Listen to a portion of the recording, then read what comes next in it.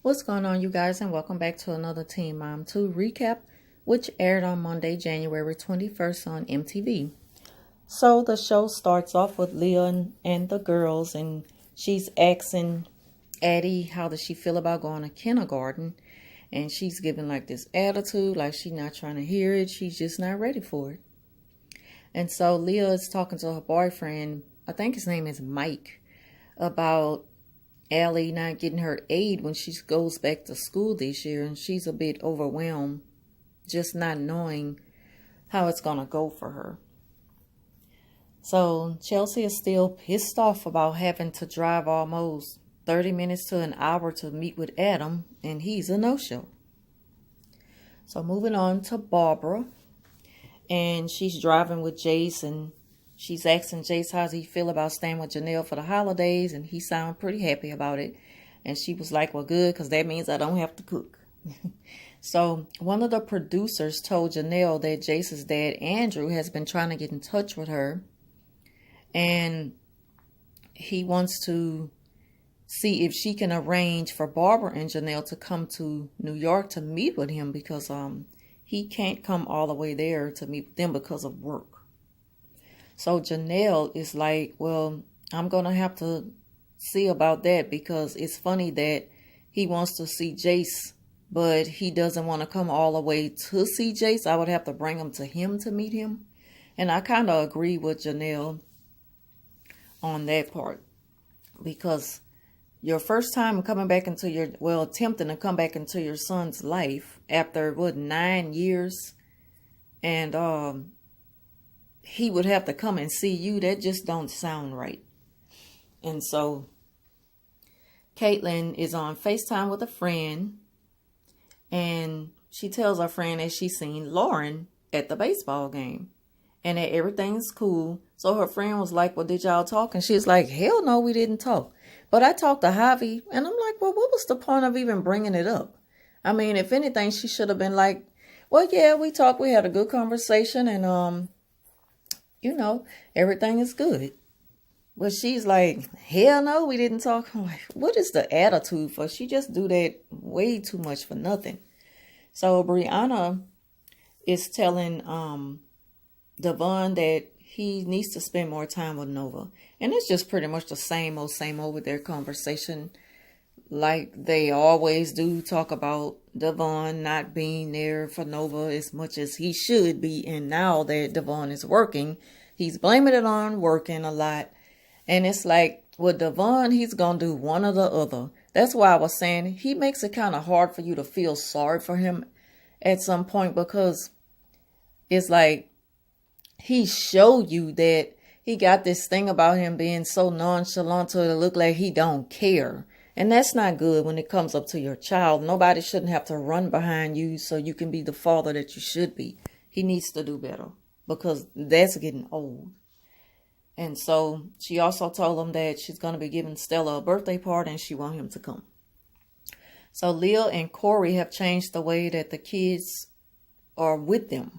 They've changed the times that they'll have the kids and stuff like that. Certain days, and I guess they've kind of equaled it out. And I just think it's so sweet after Leah dropped the girls off with Corey, how they were like, they were showing her so much love to Addie and told her they love her and they kissed her and stuff like that. I like the relationship that the little sisters have together. I just love their little personalities. They like three little ladies, three little old ladies, but in a childlike way. And they're very intelligent little girls for their age. So Janelle and Barbara, they were meeting at a park and talking about the whole thing with Andrew and stuff like that. And I don't know, it just seemed like that the producers encouraged Barbara to try to kind of go along and get along with Janelle this season, especially since David is completely out of the picture and he's not allowed to film with them anymore. So you never know. Janelle, I don't put anything past her. She probably complained to the point where she negotiated to where they made Barbara like I don't know, like kind of put on for the cameras to make it seem like that her and Janelle get along so good. So it's like Barbara can't portray how she really feel now for the sake of the show. And so Janelle won't just seem so, alone when she's filming. So Janelle, she FaceTimes Andrew so that Barbara can speak with him. And Barbara just said that it's funny that you haven't been in his life for so long and you just pop up out the blue and you want to see him. I don't have a problem with you wanting to be in your son's life, but I just don't want you to see him like 2 times and then disappear. And I understand where she's coming from. But why isn't Janelle talking to him on the phone? She's like, she hate him. I understand that, but you got to put the hate aside and try to communicate for the sake of Jace. Because, if you just flat out hate him and don't want to have nothing to do and you don't want him to see his son, you wouldn't even call them. And you letting your mom handle all this, but, I mean, she was the one to raise Jace, so I guess. But still, she should have wanted to hold some type of conversation with him. Unless she did, and that's just not the part that they showed. So, you can tell that Barbara not going to be that easy on him and the whole visitation thing. She mentions, she asked him, what's the excuse for not being around all this time? And he said, well, back then I was younger. I was focused on college. Right after college, I was just working. And I think Janelle had also mentioned that he used to model. And I don't know I don't know if he was modeling here in the States or if he was modeling in Paris or whatever, but, it's still no excuse. It's no excuse for somebody who really want to be there. If you want to be there, you'll be there. You're going to make time no matter what you're doing. So that's no excuse. So, and another thing Barbara is concerned about, well, mostly Janelle, about the drinking. And I'm like, well, everything that David does and you have Jace over, and that ain't no better than somebody who's drinking. I mean, and then it was this episode where they showed Janelle's kitchen counter, like full of a whole lot of prescription medicine bottles. Like, we don't know what was in that. And that's a lot of medicine bottles. And you concerned about how he used to drink in the past. I mean, we don't know how it's going to be once Andrew starts spending more time with Jace. But you can't just hold that up to him because you don't know the changes that this man has made in his life. I mean, you got to give it a chance. And then Barbara also mentions, well, it'll be supervised. So, it'll be supervised to begin with.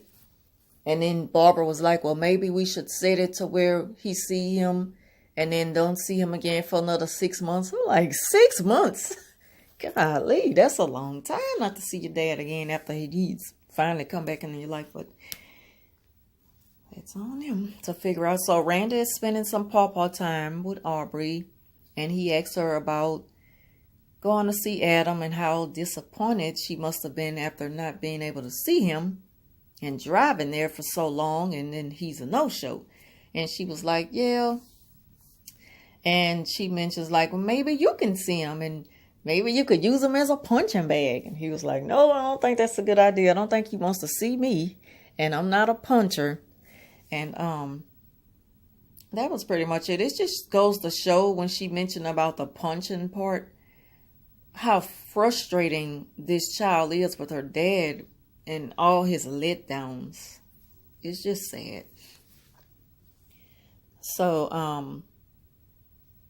let me see. After Kale dropped the kids off with Javi, as she's driving off, she's giving Lauren this look, but Lauren's not paying attention because she's just greeting the kids and they just standing out front talking and stuff like that. And they're all excited to see Javi and her.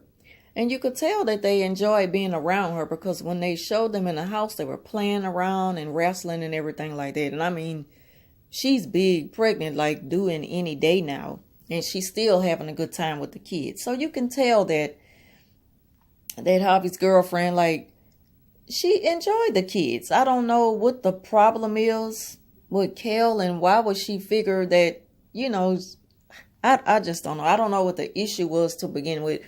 I mean, you have the right to know who your kids are around, but she should also trust Javi's judgment that he's not going to bring just any old person around his kid. And so, and then they just show the kids having fun and enjoying themselves. They even went outside bike riding and everything. So Brianna is meeting with Shirley, and she's just telling her everything about paying for everything.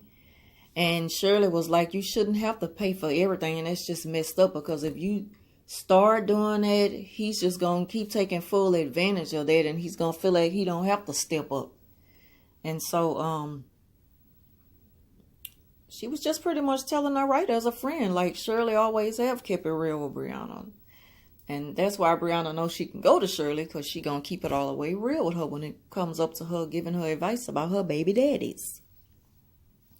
And then she's talking to Devon and was like, he just got to do better. You just got to do better. And I'm like, yeah, because Devon just, I don't know. He just kind of wears me out. So Corey got the girls, they sitting at a park, and he's talking to Allie about not having her aide anymore. And how the girls feel about being in school together. Do they like being separate, or do they like being together? And they was like, we like being separate, because we don't have to like see each other that much. And he was just asking them the things that they like to do, activities and stuff, and they like cheerleading. And then he asked them, what about boyfriends? And Gracie is like, nuh-uh. So Chelsea is telling her mom about Adam missing 2 visits. And so now the whole visitation thing is just off the table. And that's a good thing, because now she don't have to really worry with pushing the issue more than he does. Adam needs to do better, though. So, let's see. They're getting ready for Nova's party. And then this is when Louis shows up. And when Louis shows up, Brittany is giving him this look like, ugh, like if eyes could kill. And what else happened? So Leo, she's getting the kids ready for school. And I'm noticing that she's getting them ready at 5:30 in the morning. I always have seen her like take this long commute. I remember a couple of seasons back, it was like just way too much on her. And you would think by now it'll be a little bit better with the drive that she have to take before they get to their transfer point to go to school. Like, that's just too much on those young kids. She's frustrated because she can't put Allie's wheelchair on the bus. So now she got to take it all the way to school, which is another long drive. And she's just pissed. So she gets on the phone with Jason, and she's just talking to him about it. So Javi and his girlfriend, they're taking the dogs for a walk, and she's just talking about, you know, like she trusts that things will get better between her and Kel. So Lincoln made a comment while riding in the car with Kel